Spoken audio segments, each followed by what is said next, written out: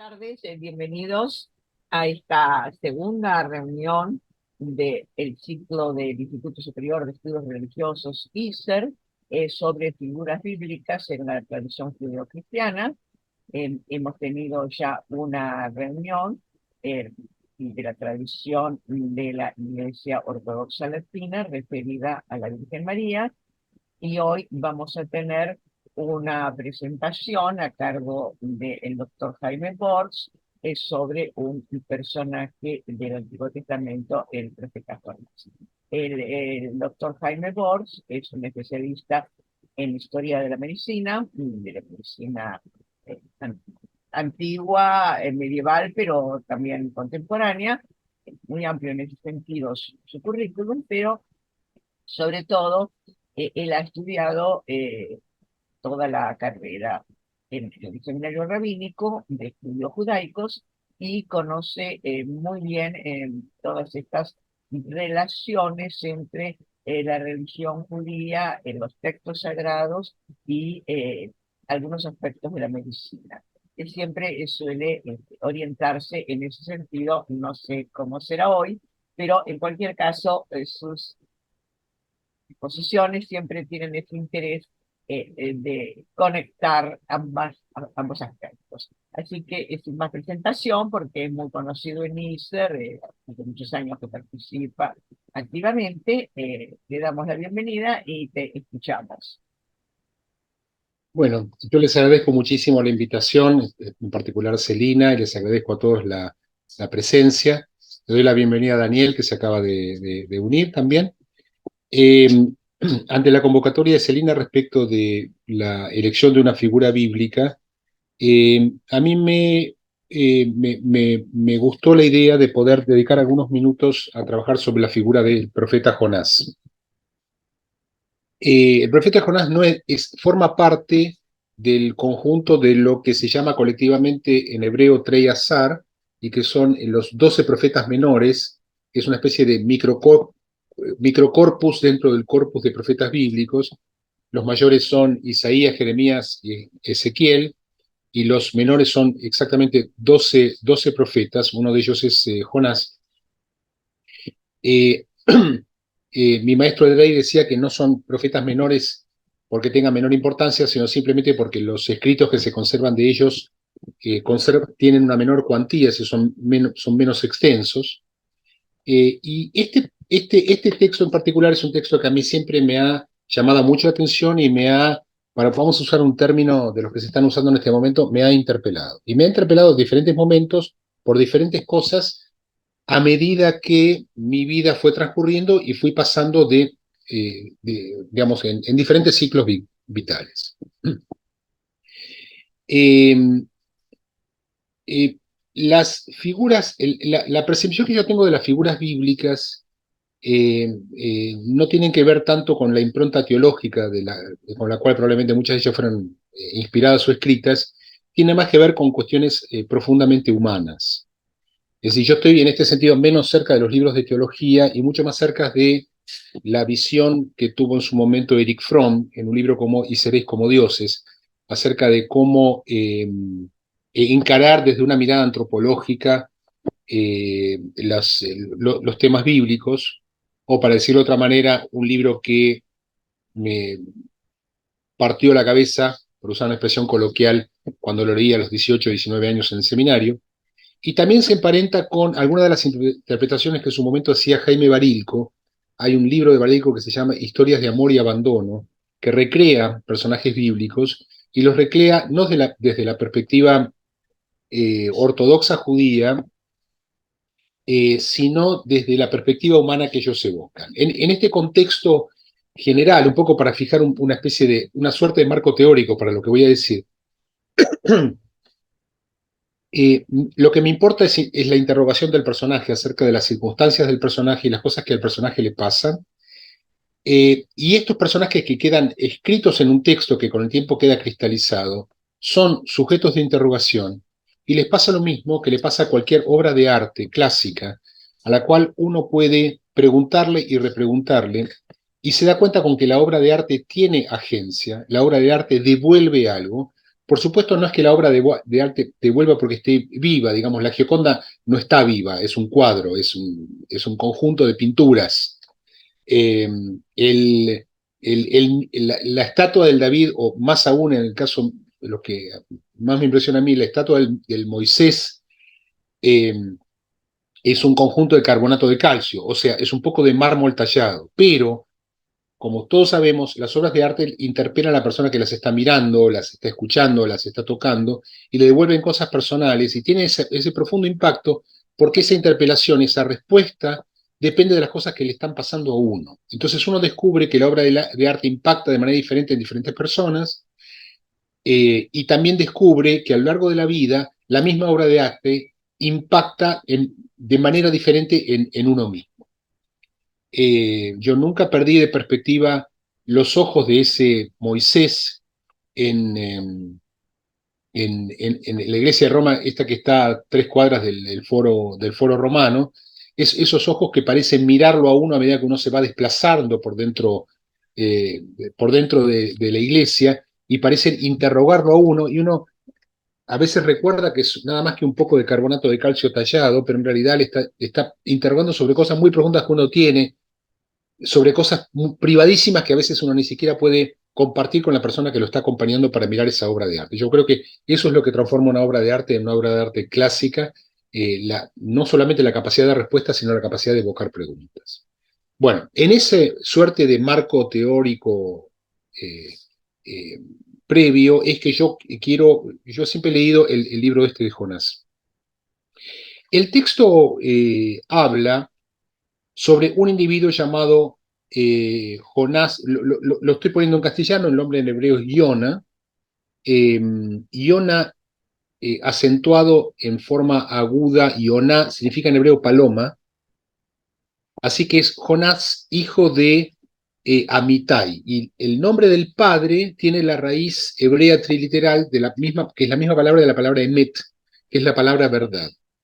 Es decir, uno podría retraducir esto diciéndole que la palabra de Dios fue sobre la paloma hija de la verdad, si uno quisiera, digamos, pasarlo al castellano a partir de las letras hebreas. Y lo que le dice Dios a este hombre Jonás es: levántate y ve a Nínive, la gran ciudad, y eh, proclama contra ella o profetiza contra ella, porque su maldad ha subido hasta mi presencia. Sí, es un hombre que aparentemente es un hombre del común, que recibe un llamado divino y que le dice: mira, lo que tenés que hacer es salir de donde estás e irte a la ciudad de Nínive, que ustedes saben era la capital del reino de Asiria. No, este hombre vivía en la tierra de Israel, o sea que era un tránsito que tenía que hacer hasta llegar a Nínive, y tenía que ir desde la tierra de Israel hacia Siria, es decir, en dirección este, eh, para poder cumplir con este mandato de Dios. Y Dios le dice: bueno, ok, lo que tenés que hacer es levantarte e ir a decirles que se están portando mal y que necesito que se arrepientan de sus pecados.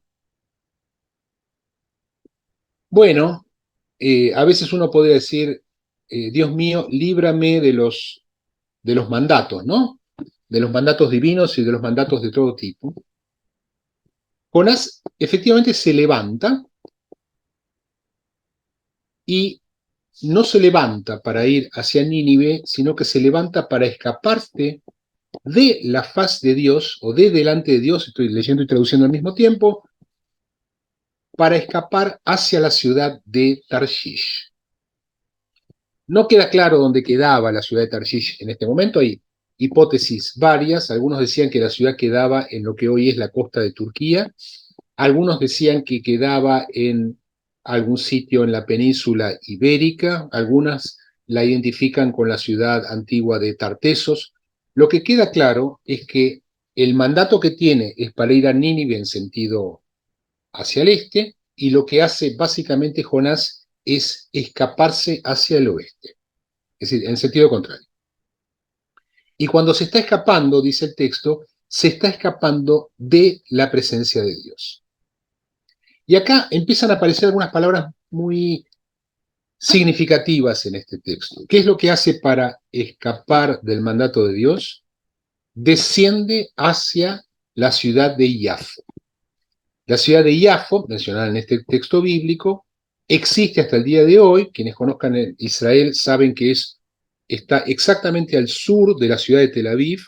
Es una ciudad puerto, está unida, forma parte de la misma municipalidad, Tel Aviv-Yafo.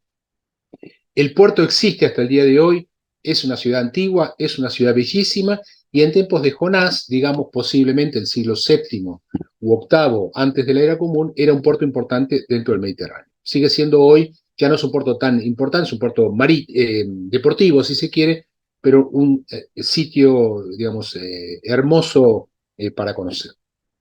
El punto es la utilización del verbo descender hasta allá. Es decir, es una persona a la cual se le mandó ponerse de pie y su reacción es ir en la dirección contraria a la cual se le mandó que tenía que ir, y el siguiente paso es descender hacia la ciudad de Yafo. En Yafo, él encuentra una barca, un barco, que se dirige hacia la ciudad de Tarshish, paga su pasaje y desciende al barco. Esta es la segunda vez que aparece el verbo, el verbo Bayer, descendió, y desciende y se mete, digamos así, dentro de la embarcación. Su propósito era viajar hasta la ciudad de Tarsis y escaparse de Dios. Entonces, ¿qué es lo que hace Dios? Dios larga un viento huracanado sobre la faz del agua, y genera una gran tormenta en el mar y hace que la barca empiece a tambalear, es decir, está a punto de naufragar. Y cuando esto sucede, los marineros que iban en la barca empiezan a gritar cada uno y a invocar cada uno a su propio Dios, a su propio Dios, y empiezan a tirar las cosas que les sobra del barco para tirar el lastre, ¿sí? Para perder lastre, para digamos, disminuir el riesgo de que el barco se hunda. ¿Y qué es lo que hace Jonás en ese momento? En lugar de unirse al resto de los marineros para ayudarlos a sacar lastre del barco para evitar que se hunda, descendió, acá aparece el tercer, descendió, y se fue hasta la bodega interior del barco, se acostó y se durmió. En ese momento se le acerca el capitán del barco y le dice: ¿qué estás haciendo durmiendo? Levántate, clama a tu Dios, quizás tu Dios se compadezca de nosotros y no sucumbamos. Y dijeron los marineros: bueno, no alcanza con las cosas que hemos tirado, vamos a echar suertes, o sea, vamos a hacer un sorteo, y vamos a tratar de establecer a través del sorteo por culpa de quién nos está pasando esto. Efectivamente hicieron el sorteo y, como era de esperar, agrego, el que salió sorteado es Jonás. Es decir, Jonás aparece como el culpable que hizo algo, alguna cosa por la cual está apareciendo el viento, está apareciendo la tormenta y están todos a punto de ahogarse. Entonces le dicen: eh, ¿vos tenés alguna idea de por qué está pasando esto? ¿A qué vos te dedicás? ¿De dónde estás viniendo? ¿Cuál es tu tierra? ¿Y a qué pueblo perteneces? Entonces Jonás les contesta: hebreo soy, al Dios de los cielos yo temo, es el Dios que hizo el mar y también el continente. Y entonces se enojaron estos marineros y le dijeron: ¿qué es lo que hiciste? Y él dice: estoy escapando de Dios. Entonces lo que le dijeron es: bueno, para que el mar se aplaque y todos podamos salvarnos, lo que hay que hacer es tirarte por encima de la borda. Así que lo tiraron por encima de la borda. Eh, bueno, esto es un poco la primera parte del asunto. Voy a abreviar lo que sigue, que es que mientras Jonás está a punto eh, de ahogarse, Dios envía un gran pez. Las representaciones, incluso medievales, habitualmente hablaban de una ballena. No necesariamente tiene por qué haber sido una gran ballena, y habitualmente además esto todo es metafórico. El gran pez lo traga a Jonás. Jonás ingresa dentro de la oscuridad y la humedad de la boca de ese gran pez, le ruega a Dios, le pide perdón. El gran pez escupe o vomita a Jonás en tierra firme. Jonás hace una gran plegaria para dirigirse a Dios, le pide perdón, dialoga con Dios, asume el legado que Dios le había dado, se dirige a la ciudad de Nínive, profetiza en la ciudad de Nínive, y los habitantes de Nínive se arrepienten de sus pecados y vuelven a la senda correcta. Como ustedes comprenderán, la primera parte de todo este relato me resulta infinitamente más rica, y la segunda parte de este relato puede ser más fácilmente abreviada. Bueno, obviamente uno podría volver sobre otros detalles. Muy bien. ¿Por qué es interesante este relato? ¿Y qué cosas este relato le dice, o cómo lo interpela, o cómo lo interroga, o cómo lo pone en tensión a una persona en el siglo XXI? Este relato tiene muchos planos de lectura y de análisis, y vamos a tratar de trabajar solamente algunos de ellos. La primera es la representación espacial de lo que está pasando con este señor. Cuando Dios lo llama, le dice, ponete de pie, o sea, lo hace colocar en una posición erguida, lo hace ser auténticamente ser humano. La bipedestación pura es prácticamente es un atributo del ser humano, y le da un primer mandato. Ese mandato no tiene que ver con una predicación sobre el pueblo hebreo, del cual proviene Jonás, sino que tiene que ver con una predicación sobre un pueblo que no pertenece al pueblo judío, que no pertenece al pueblo hebreo.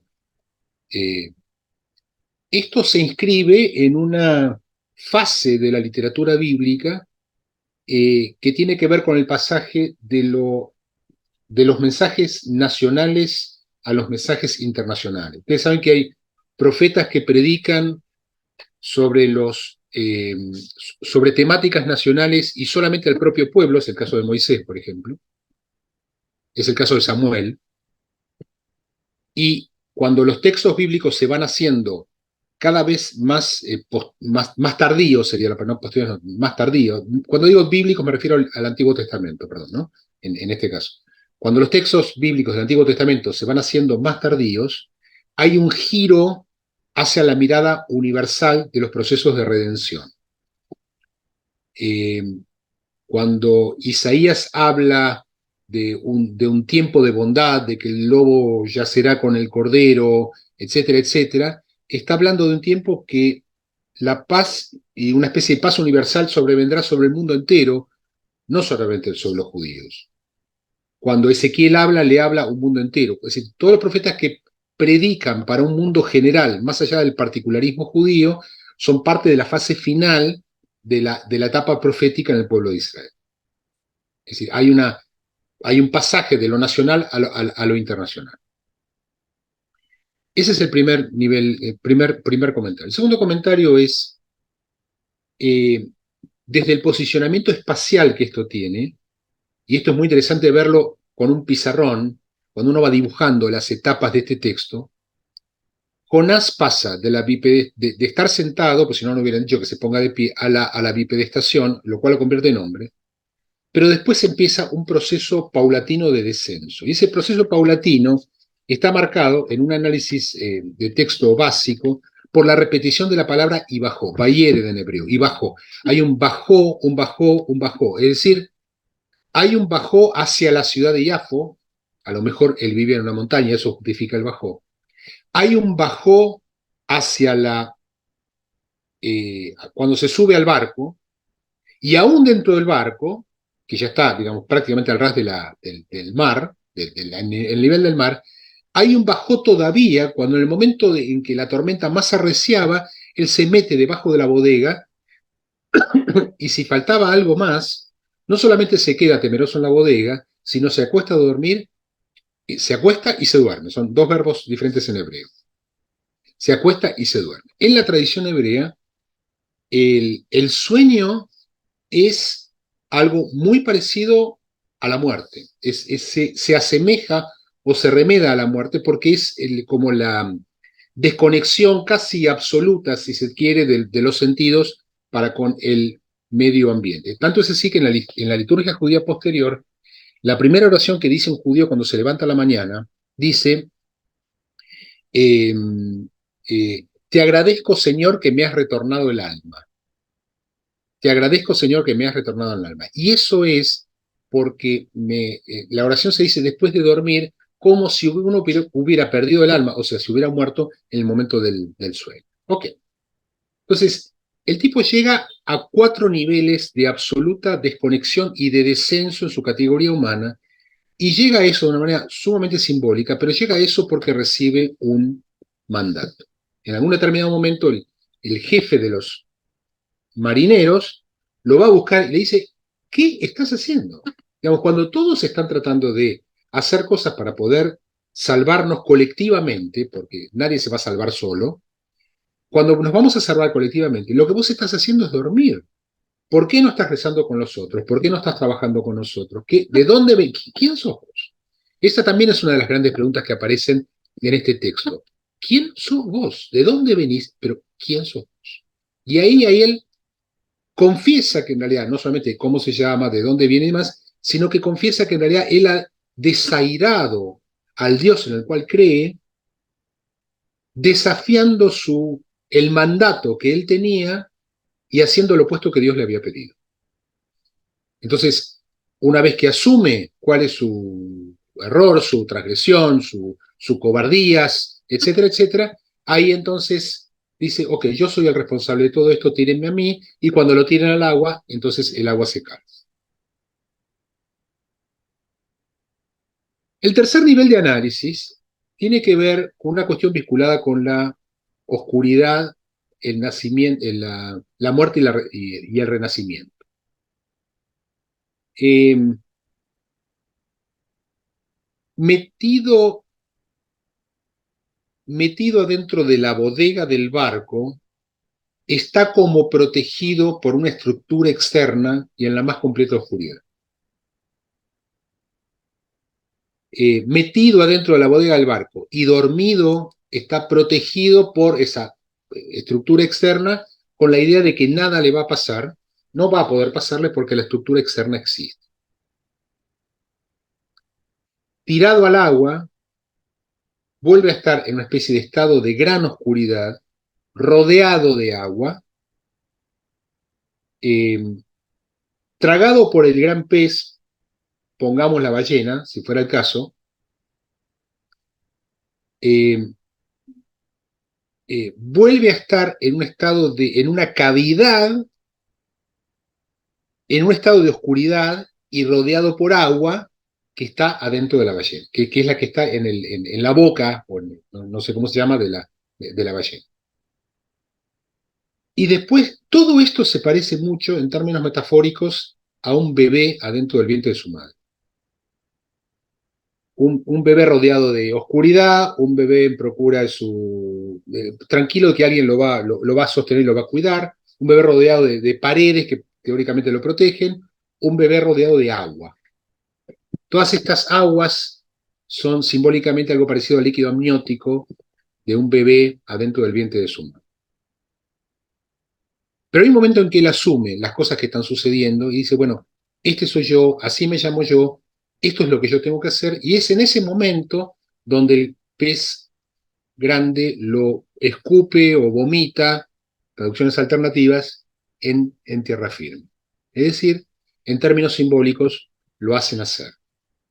Jonás había nacido antes, hay una muerte simbólica cuando va descendiendo cada vez más hasta llegar a la oscuridad de la bodega, y hasta llegar a la oscuridad del mar, y hasta llegar a la oscuridad del vientre del pez que se lo tragó, y hay un momento simbólico de renacimiento en el cual vuelve, digamos, a la vida ya determinado a que tiene una determinada misión. Quien ha trabajado muchísimo estos conceptos es un historiador clásico de las religiones comparadas, rumano, o rumano-francés, si ustedes quieren, que fue Mircea Eliade.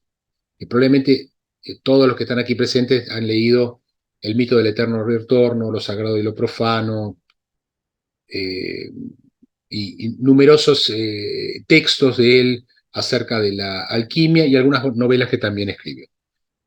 Tanto en Lo sagrado y lo profano como en El mito del eterno retorno, esta noción de la muerte simbólica por un regreso a la tierra o regreso al agua, o en todo caso un sistema, a cualquier forma de oscuridad.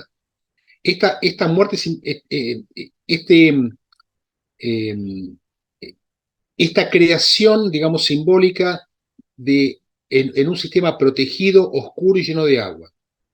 Y este nacimiento simbólico que va apareciendo se repite transversalmente en diferentes culturas y es un patrón cultural que se repite en todas las regiones que utilizan el agua como fenómeno de purificación. Lo que dice Eliade es, el agua es, en gran parte de las religiones, una metáfora de la purificación, una metáfora de la muerte y del renacimiento. Esto aparece en el bautismo de los cristianos, esto aparece en el mikvé de los judíos, aparece en las abluciones de los musulmanes, aparece en las inversiones rituales en los ríos de la India como el Ganges, por ejemplo. Y se va dando en diferentes situaciones. Tiene que ver con la muerte, la muerte simbólica del pasado, digamos, con la finalización del pasado anterior, valga la redundancia, la muerte simbólica por la inmersión en el agua y un nuevo nacimiento que aparece. Esto es un patrón que se repite en gran parte de las religiones y también aparece en este texto. Por último, diría, hay un gran acento en este texto en el concepto de los mandatos. Y creo que gran parte de la importancia, de la relevancia, del poder que tiene este texto, tiene que ver con cómo los seres humanos reaccionamos frente a los mandatos. Naturalmente en este texto el mandato es un mandato divino. Ahora, ustedes saben que los seres humanos estamos sometidos a mandatos muy diversos que tienen que ver con lo que debemos hacer, lo que se espera de nosotros, lo que nos podría suceder si desafiáramos a esos mandatos, los sistemas de castigo ejemplificadores para aquellos que desafían los mandatos y para conseguir que los demás no desafíen esos mandatos. Los mandatos que son mandatos reales, porque están escritos y son explícitos, los mandatos que son mandatos tácitos, los mandatos que nosotros creemos que recibimos, aunque nunca hemos recibido en la vida, los mandatos transgeneracionales, las fallas que se producen en la familia, fallas entre comillas me refiero, que se producen en las familias cuando alguien desafía ese mandato y qué es lo que sucede con aquellos que desafían los mandatos. Acá hay un mandato claro, que es un mandato divino, bueno, etc. Le dicen que tiene que hacer algo y él se niega a hacerlo y él escapa de ese mandato. Y porque escapa de ese mandato es castigado con una tormenta, es gritado por el jefe de los marineros, es tirado al agua, es engullido por un pez gigante, etc. O sea, tiene un castigo, y es un castigo ejemplificador para aquel que desafía el mandato. Si yo alguna vez fuera profeta y leyera esto, diría, bueno, si alguna vez recibo una encomienda divina, me daría un poquito de miedo decirle que no, a las cosas que pasan. Pero acá hay una voluntad deliberada de desafiar el mandato que se expresa en todas las, incluso se expresa geográficamente, se expresa topográficamente y se expresa semánticamente. Los mandatos pueden ser lo que nuestros padres querían que fuéramos, o nuestro padre quería que fuera y nuestra madre no, o al revés, nuestra madre quería que fuera y nuestro padre no. Los mandatos podrían ser la asignación de roles dentro de las familias y qué es lo que se esperaba de un hijo y no se espera del otro, y que en el largo tiempo, qué es lo que se le puede pedir a un hijo y no se le puede pedir al otro, y eso puede perpetuarse aunque los hijos sean nonagenarios, en la asignación de roles, en la asignación de tareas, en la asignación, por ejemplo, de cuidado de palabras de padres mayores. Estas son cosas que pasan. Los mandatos pueden estar escritos o pueden ser tácitos. Los mandatos pueden continuar transgeneracionalmente sin interrupción o pueden ir salteando generaciones. Entonces el nieto paga o cumple con un mandato que ni siquiera es de su propio padre, sino de un abuelo, de un bisabuelo, que hubiera querido que tal cosa sucediera. Los mandatos habilitan injusticias familiares, habilitan injusticias laborales, habilitan extorsiones, habilitan muchísimas cosas y habilitan enfermedades. Porque muchas veces en lo profundo del análisis de ciertas enfermedades, lo que aparece es el desafío del enfermo para con un mandato familiar.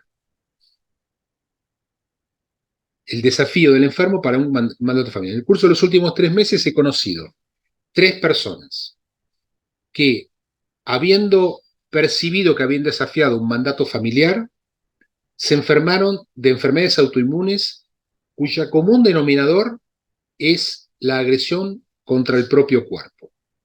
Una persona enfermó de miastenia, una persona enfermó de pénfigo, otra persona enfermó de penfigoide y ahora encontré una cuarta persona que enfermó de una diabetes tipo 1, que también es una enfermedad autoinmune. Es decir, a veces no somos conscientes de esos mandatos, pero en el momento que los desafiamos o que nos parece que los estamos desafiando, la culpa se expresa, el cuerpo expresa la culpa con fenómenos de autoagresión.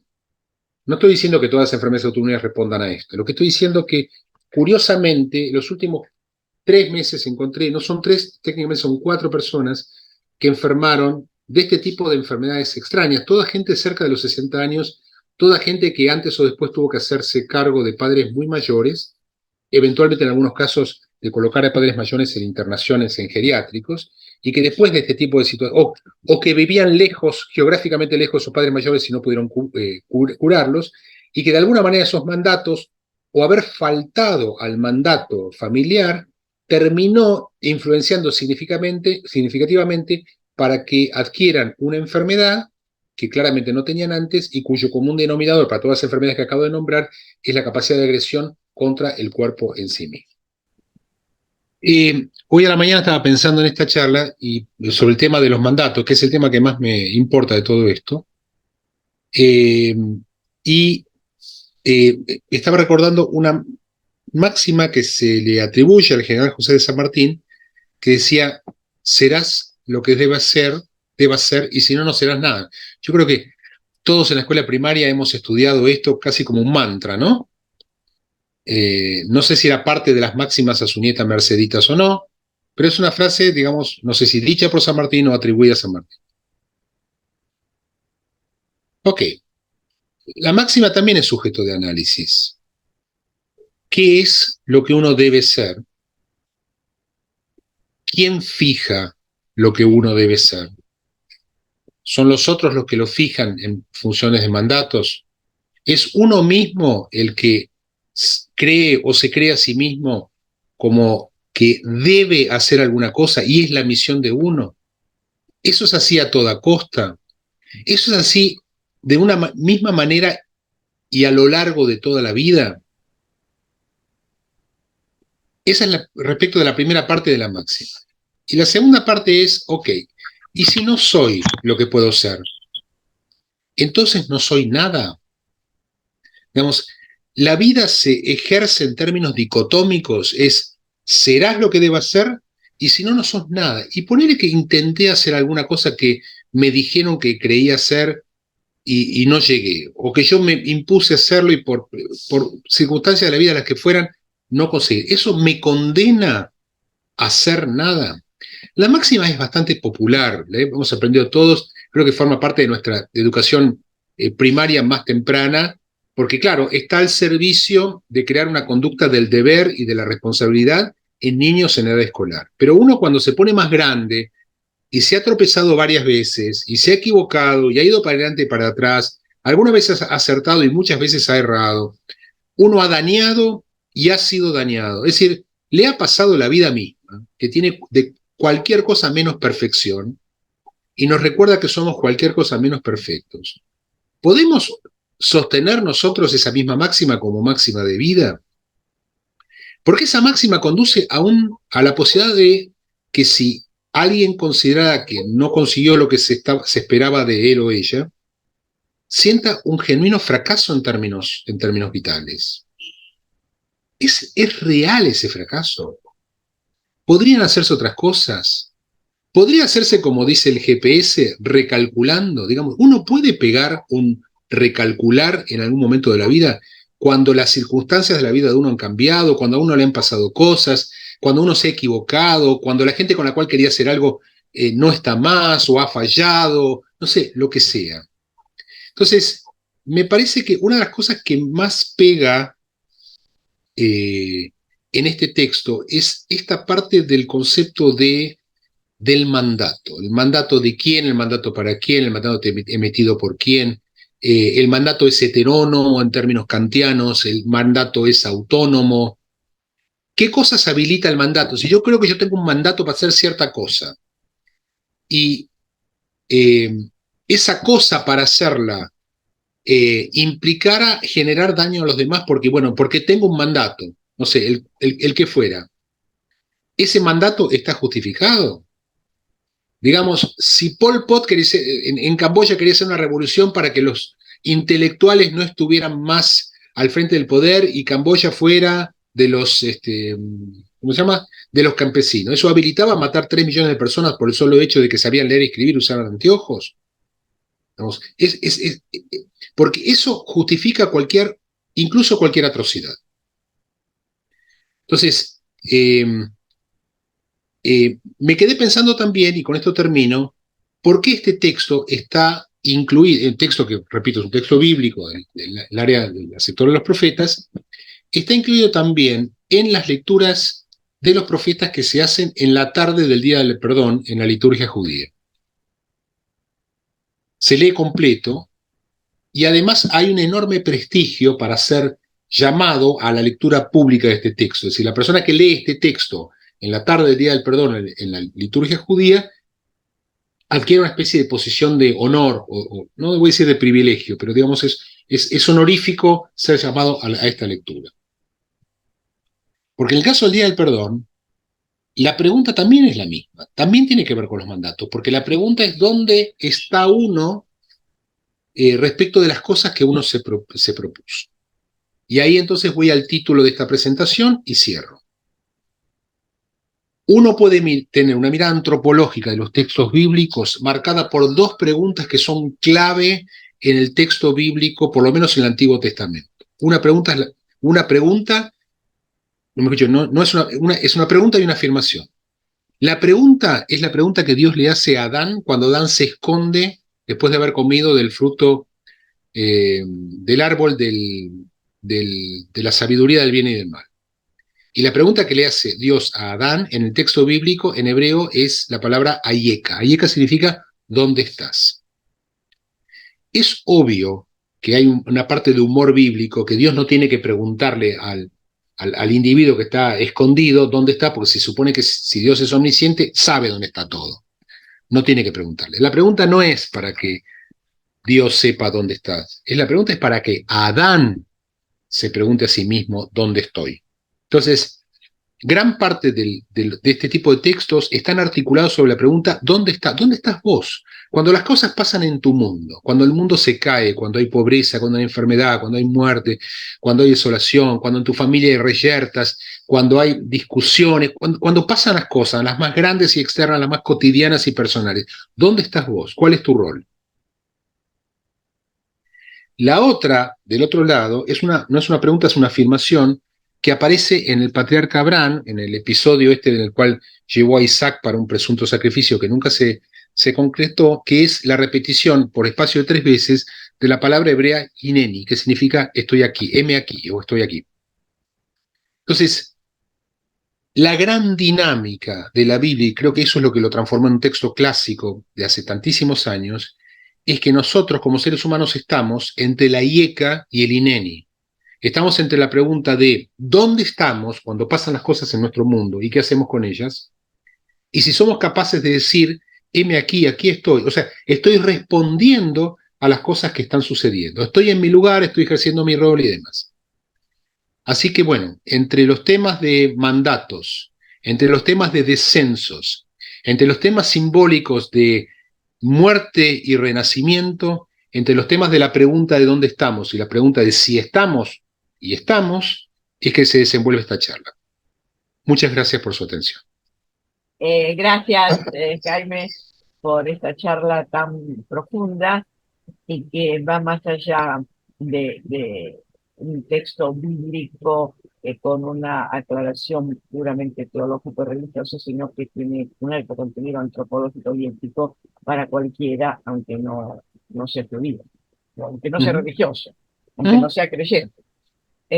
Porque la pregunta nos interpela, como estás diciendo, desde lo profundo de nosotros mismos, ¿no? Bueno, abrimos entonces ahora la, las preguntas, las consideraciones que quieran hacer los que están presentes. Y yo también quisiera hacer una, que es simplemente algo que me llamó la atención, que insististe mucho en el tema de levántate. Levántate y ve a me levántate, ¿no? Y lo vinculaste con el tema de ser hombre, porque eso es en definitiva la posición bípeda, ¿no? De la hominidad. Eh, y yo recuerdo que un profesor de Sagrada Escritura, que yo tenía en comillas, en la Universidad de los Jesuitas, decía que este tema, levántate, o sea, esta frase o esta palabra, levántate, se repite no solamente en el Antiguo Testamento, sino también en el Nuevo Testamento, permanentemente. Dice, y me gustaría, decía él, yo creo que tiene un significado, eh, diríamos, redaccional, que habría tal vez que analizarlo más, porque me gustaría encontrar algún texto en el que estuviera claro que la persona estaba de pie, o sea, que no estaba sentado, sino que estaba de pie y que, sin embargo, dice levántate, ¿no? Bueno, se había pasado bastantes años y creo que por ahí había encontrado algo que daba a entender que realmente era una frase que no era descriptiva, una palabra que no era descriptiva, sino que se levantó y se fue, se levantó, tenía otro sentido. Bueno, te pregunto entonces, ¿qué te parece? Porque efectivamente, a lo largo de toda la Biblia y en el Nuevo Testamento, eso es permanente, Sí. se levantó y se fue, ¿no? Y se fue, eso es lo interesante, no solamente se levantó, lo mismo que acá, se levantó y se fue o tenía que irse. Eh, ¿Te parece que hay realmente, no solamente en este texto de Jonás, sino en esta fraseología bíblica, típicamente hebrea, claro, porque aunque en el Nuevo Testamento es fórmula hebrea, no es griega, ¿te parece que hay algo de esto precisamente, ¿no? De señalar casi, diríamos, un momento de atención en el texto, de quiebre de una mera descripción para señalar algo, que viene algo importante en el texto? Mira, yo te estoy escuchando y estoy mirando el texto, ¿está bien? Te estoy escuchando porque estoy, digamos, una técnica de análisis de los textos es ver las palabras que se van repitiendo. Ustedes saben que texto bíblico, vos, una de las cosas, digamos, a veces cuando buscas la temática de algo, lo que tenés es que contar la cantidad de palabras, digamos, la cantidad de veces que una misma palabra o sus derivados o conexiones aparecen, porque muchas veces el texto indica por la repetición de palabras de qué es lo que dice. Estoy mirando el texto y lo voy a, lo voy a leer en hebreo, después y inmediatamente lo voy a traducir. Vayakom Yonah libroach tarshisha milifnei Adonai. Traduzco. Y se levantó Jonás para escapar hacia Tarsis de delante de Dios, de la faz de Dios o de delante de Dios. Yo miro esto y tengo marcada la palabra Vayacom, la marqué hace mucho tiempo, y ahora que miro esto, me quedo pensando que esto podría, en hebreo bíblico, decirse de otra manera, que es Vaibrach Tarshisha Milifnei Adonai. Vaibrach Yonah Tarshisha Milifnei Adonai. Es decir, traducido sería, y escapó Jonás a Tarsis de delante de la faz de Dios. Es decir, lo que dice es, y se levantó Jonás a escapar hacia Tarsis, y podría haber dicho, y Jonás escapó hacia Tarsis. Digo, la palabra se levantó es redundante. Hay otra forma en hebreo bíblico de decir lo que es lo que acabo de decir. Nunca me había dado cuenta de esto. Es como que esta palabra es importante en sí misma, que el hecho que se haya levantado, creo que a eso vas, Celina, el hecho que se haya levantado, porque se puede decir de una manera más sencilla, ahorrando una palabra, siempre los textos son sintéticos, y hubiera sido lo mismo, es se fue y se escapó. No dice se fue y se escapó, no dice se escapó, dice se levantó y se escapó. Entonces la pregunta es, ¿por qué dice se levantó? Y creo que, de vuelta, ¿por qué dice se levantó? Exactamente, esa era la inquietud de mi profesor. Sí, lo estoy mirando y no había, mira, yo tengo 60 años y leo este texto de manera regular desde los 15, porque soy lector de textos bíblicos en la sinagoga, ¿no? Y lo leo siempre y nunca me había dado cuenta de esto, de que acá hay una palabra redundante. Si no hubiera querido decirse algo en especial, se podría haber dicho, y Jonás escapó hacia Tarsis, y no dice eso, dice, y se levantó Jonás y escapó hacia Tarsis. O sea, la palabra redundante implica que esto tiene alguna clase, o debería encontrarse alguna forma de significado, y quizás tiene que ver con una predisposición espiritual para hacer las cosas, o sea, no por un mero acto físico de, bueno, se puso de pie y empezó a caminar, porque estaba sentado. Tiene que ver con cierta cosa de se irguió, se transformó en ser humano, y la decisión que tomó, en lugar de ir a Nínive, es ir para el otro lado a escaparse.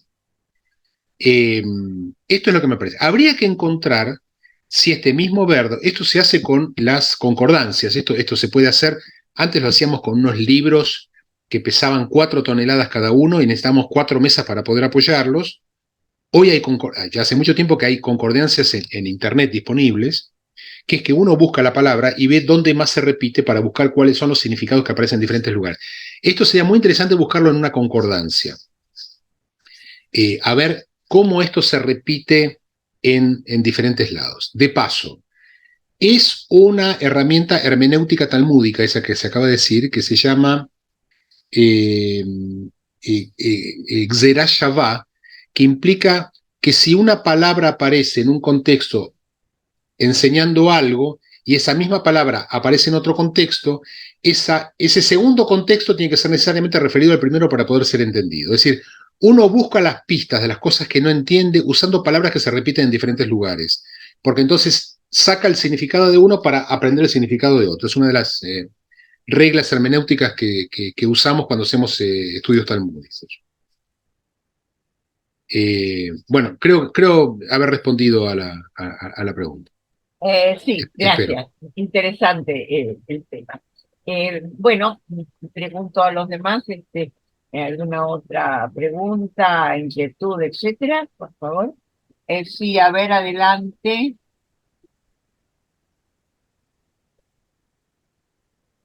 No, está muteado. No sé quién es. ¿Quién es Daniel que está hablando? Estás muteado, Daniel.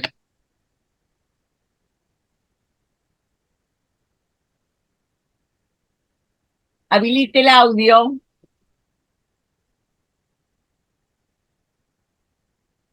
No lo escucho.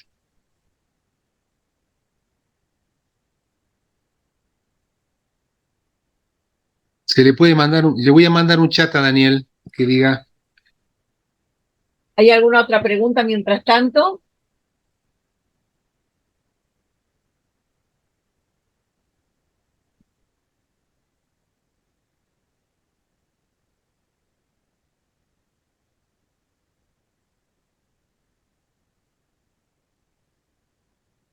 No.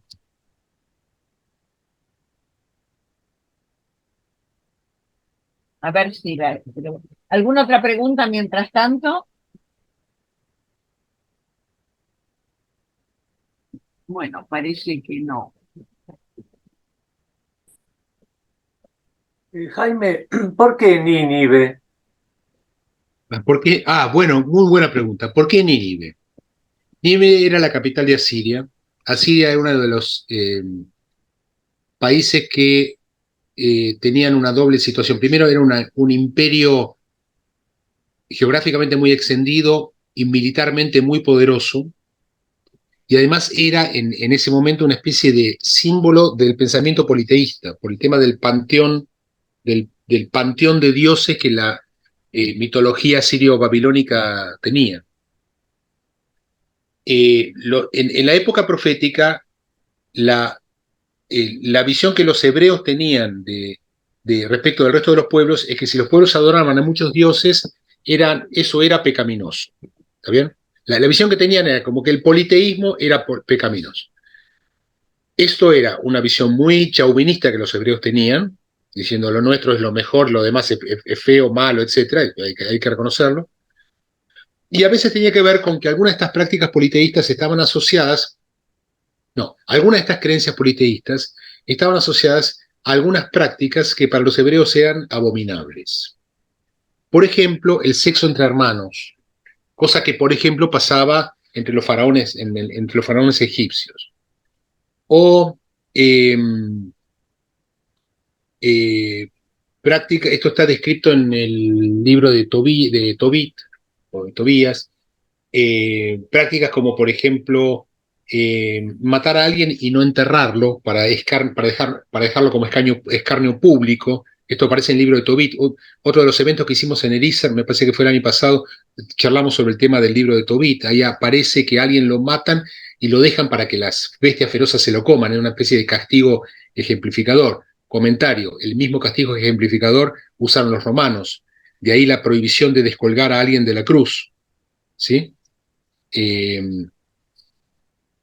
digamos, había muchas prácticas que estaban vinculadas quizás con las costumbres sexuales o, por ejemplo, otros pueblos tenían, esto pasaba entre amonitas y moabitas, una cierta licencia para sacrificar al primogénito. Los reyes, para aplacar la ira de los dioses, entre comillas, ¿no? Supuesta ira de los dioses, eh, sacrificaban lo mejor que tenían, que era su primogénito y sucesor. O sea, no era buen negocio ser el hijo de un rey en aquel momento, pues posiblemente ibas a terminar a cuchillo.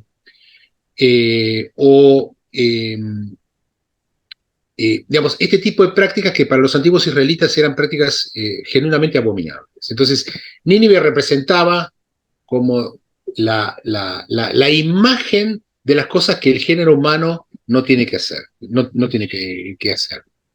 Eh, en una muchísimos años más tarde, cuando se escribe el Apocalipsis según San Juan, va a aparecer una imagen similar llamada la prostituta de Babilonia, que en realidad es una forma metafórica de referirse a Roma, pero el evangelista no podía escribir que era Roma porque lo iban a castigar severamente. Entonces escribe sobre una figura metafórica llamada la prostituta de Babilonia, a la cual le atribuye todos los males del universo. En realidad estaba hablando de la corrupción la corrupción y las prácticas deshonestas que él veía en Roma. Acá pasa lo mismo, digamos, Nínive es como la imagen es una especie de Sodoma y Gomorra, digamos, es la imagen de la corrupción, la prostitución, la promiscuidad, el desapego, etc. Es una imagen mítica, por supuesto.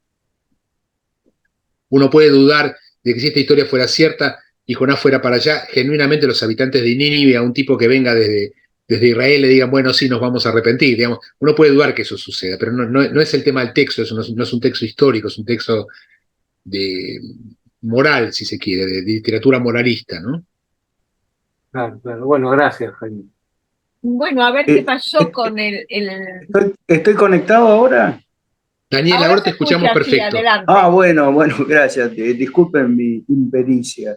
No, lo que yo quería remarcar, a mí me parece que cuando Jonás, ante toda esta tempestad terrible, se va a la bodega del barco a dormir, yo creo que ahí Jonás se quería borrar, por así decirlo, quería suicidarse. Pero el Señor no lo impide y lo manda al capitán de los marineros a que lo despierte y para que asuma su responsabilidad, ¿no? ¿Puede ser? Sí, sí, en el sentido, claramente el sentido termina con una suerte de suicidio simbólico. Digamos, esto de me voy a dormir, porque nuevamente, por supuesto no es un texto histórico, ¿no? Es decir, yo estoy tratando de interpretar el sentido que el escritor de este texto ha tenido y el sentido simbólico que uno puede darle a esto para que signifique algo para nosotros. Es el sumum de la evasión como responsabilidad del ser humano. Y el sumum de la evasión como responsabilidad del ser humano, al menos en este texto, es un suicidio, que por supuesto es un suicidio simbólico. Digamos, el tipo no se tira al agua y no se clava nada sobre sí mismo, armas de fuego no había en ese momento, pero sí lo que aparece es un tipo que está completamente borrado de la realidad y sobre todo de la responsabilidad. Hubiera bastado que el texto diga y se quedó en la bodega, punto. Pero el texto dice, está en la bodega, se acuesta, y hubiera bastado con que diga, ok, llegó a la bodega y se acostó.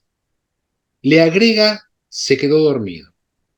Entonces yo creo que eso va en línea con lo que vos acabas de decir. Es la idea que se transformó en un cuerpo muerto. Es decir, yo no quiero saber nada con esto, no me voy a ayudar a sí mismo, no voy a ayudar a los demás, y no voy a asumir que todo esto está sucediendo porque yo desafío, por culpa mía. ¿No? Pero incluso por culpa de él de alguna manera se está cargando a todos los demás. O sea, él comete el error, transgresión y demás, pero todos los marineros que están desesperados se van a morir con él, por culpa de él. Hasta que viene alguien que lo llama a la reflexión. Es interesante, los marineros no son judíos, el jefe del capitán el capitán del barco tampoco lo es, y le dice, escuchame hermano, ¿qué estás haciendo? Cuando todos los demás estamos cooperando para sortear esta situación, vos estás acá como si estuvieras muerto, pero te metiste solo en esto. Entonces, hay un llamado a la atención, es decir, el jefe si uno quisiera, el capitán del barco se transforma en un instrumento divino a través del cual Dios lo llama a la reflexión diciendo, mira, hay un rol para vos como ser humano en este mundo y lo estás evadiendo. Y lo estás evadiendo. Creo que todos hemos pasado por situaciones gravísimas en nuestra vida o hemos pasado por situaciones socialmente gravísimas y nos hemos preguntado, ¿qué cosa voy a hacer en esta situación? ¿Cuál es mi rol en toda esta situación? ¿Con qué yo puedo contribuir a que esto mejore? Digamos, la misma actividad del ISER es una respuesta a esta pregunta, si ustedes lo quieren, que es del ISER, como ustedes saben, se origina en la necesidad de conseguir un diálogo judío-cristiano entre dirigentes religiosos, básicamente entre clérigos, en los años 60, que se preguntaban por qué hemos estado tanto tiempo distanciados, qué poco sabemos unos de otros, sentémonos a conversar sobre lo que creemos para encontrar puntos comunes. Esto fue el año, creo que 65, Celina lo sabe con certeza, pero más o menos en aquella época. Y gente que fue maestra nuestra, me hago cargo de lo que estoy diciendo, en el caso mío de Marshall Meir y de Drey, y también creo que de Nissenbaum, empezaron a activar ese tema para poder decir, bueno, en este tiempo donde a 15 años o a 20 años después de finalizada la Segunda Guerra Mundial, que se cargó 50 millones de personas por el odio entre las personas, ¿podemos hacer algo nosotros para poder entendernos en nuestro rol de clérigos y religiosos, para saber más del otro? Y podemos suponer que si sabemos más del otro, vamos a reducir el nivel de prejuicio y de desconocimiento y nos vamos a poder encontrar en aquellas cosas que nos unen en lugar de las que nos desunen. Yo creo que fue un llamado fortísimo eso y tremendamente innovador y muy poderoso. Y si Argentina, y me debería decir esto, y si Argentina se transformó en un territorio de pacífica y amable convivencia entre diferentes congregaciones, a diferencia de lo que pasa en otros muchos territorios del país, incluso en países que nos parecen más avanzados, Francia, por ejemplo, ha sido en enorme medida, gracias a este grupo de personas y sus continuadores, ejemplo, Celina, trabajando para continuar este fenómeno de diálogo interreligioso, que lo que ha contribuido es que nos conozcamos mejor, nos entendamos mejor, depongamos los prejuicios y podemos coexistir en mensajes y, si ustedes quieren, hasta en mandatos autónomos o heterónomos de hacer que la sociedad argentina sea una sociedad mejor. Quisiera decir algo, gracias por la alabanza, pero en realidad creo que ISER surge, como bien decís, de un sincero intento de entender mejor los textos. Ese era el objetivo inicial, Okay. en los textos. El asunto que a mí me parece muy importante y que creo que tiene que ver con todo lo que has estado mencionando de esta historia, es que al final uno podría decir que ese era un objetivo pequeño, que había algo, digamos, o limitado, si se quiere, más que pequeño, que había algo más importante que simplemente hablar de los textos y es ver cuál es el sentido profundo con el cual nosotros nos manejamos de esos textos, que es lo que vos has estado haciendo, intentando hacer con respecto al texto de Jonás. ¿Cuál es el sentido profundo que estos textos tienen para nosotros? Yo creo que esa ha sido la transformación más importante de Inser, que pasó de ser un grupo que se limitaba al estudio exegético, diríamos. Yo viví esa época por los 80, cuando se dio un viraje en los últimos años de Marshall Meyer, cuando estaba en el rectorado de Miguel Rabini, se dio ese viraje. Y yo creo que eso ha sido lo importante, porque los que nos conectamos después, como es mi caso, cuando hemos vuelto también a rehacer, a rearmar ISER, creo que ya lo veíamos no solamente como un estudio de textos, sino como un problema de ver esos textos en qué medida nos ayudan a nuestra convivencia. Bueno. Y esto creo que es lo importante. Y ya que lo mencionaste, quería decir algo.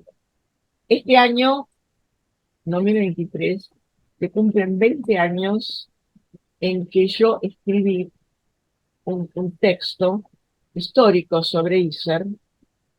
ISER en ese momento no estaba funcionando, y se lo pasé a un profesor de la Universidad de Navarra que dirigía una revista de historia de la Iglesia. Me aceptó el texto y sacó otro texto que ya estaba compuesto en la revista y me escribió diciendo: no sabía nada de esta institución, es única. No existe nada parecido, tal vez a algo un poquito en Estados Unidos, pero no en Europa. Esto se tiene que conocer. En los años 60 y tantos no había nada, nada de todo esto. Bueno, en ese momento, esa persona me abrió los ojos sobre algo que yo no me había dado cuenta, que era la posibilidad de continuar, no solamente de hacer de historia de esto. Y yo creo que eso es lo que estamos viviendo ahora, ¿no? La posibilidad de continuar con una especie de mandato de los fundadores, porque yo creo que tanto Marshall, que ha muerto, como murieron todos los fundadores, ¿no? Y uno vivo, o Herberal Mejía, etcétera, hubieran querido eso que estamos intentando hacer ahora. Hay como una especie de mandato que uno recoge libremente y bueno, se pregunta, bueno, heme aquí, ¿no? Sí. Creo que es lo que yo les dije de alguna manera a esos fundadores, alguien que alcanzó a ver el resurgimiento de ISER por Cardenal Mejía, que llegó a verlo y a participar en alguna reunión de ISER antes de morir. Así que, bueno, creo que también hay algo de eso, ¿no? Lo quería recordar porque vamos a cumplir 20 años de la resurrección, que se debe fundamentalmente a la opinión de un historiador de la Iglesia católico que vio lo importante que podía ser este proyecto. Bueno, eso era lo que quería decir. Sí. Muchas gracias a los que participaron. Estamos ya al término. Esta reunión se va a subir en el canal YouTube de ISER dentro de unos días y va a quedar permanente para que todos la puedan ver. Muchísimas gracias, Jaime, por tu aporte. Muchas gracias a los que han estado presentes, a los que comentaron y a los que escucharon. Y invitamos para la tercera reunión de este ciclo, que es el lunes 24 de este mes de julio,